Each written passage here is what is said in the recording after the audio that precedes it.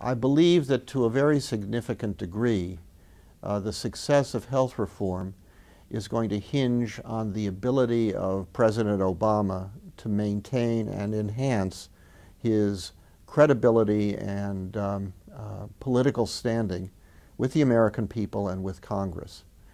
And that means that the economic recovery program, a measure of success for that program, I think is a critical component of health care reform. If the economy begins to turn around, and if some significant part of the credit for that is traceable and is believed to have been based on initiatives taken by the Obama administration, he's going to be in a very strong position to say to Congress that his plans were well considered, back me up on this next step, and he will be able, I think, to move ahead.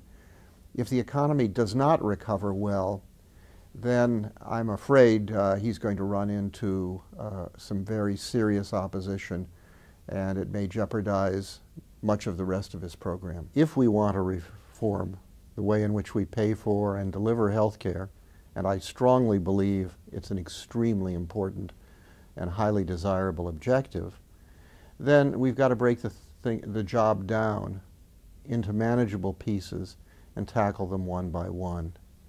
We've already begun this year. 3 very significant reforms have already been enacted. The first was an extension of coverage to about 4 million children, many of whom are not covered at the present time. The second and third were both in the economic recovery package.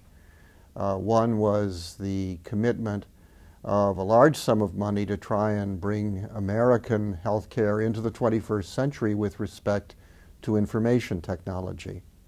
A number of other countries are way ahead of us in that respect. There's a lot to be done. It won't be cheap. It will be exceedingly difficult, but at least this bill allows us to get underway. And the final step was, in the recovery package, was the commitment of about $1 billion to evaluate the comparative effectiveness of various medical procedures. The President has set aside a pot of money that in negotiations with Congress can be used to pay for various health reforms. I regard the health summit that took place a few days later as an attempt to draw attention to the seriousness with which the administration plans to address health reform. It's put money in the budget.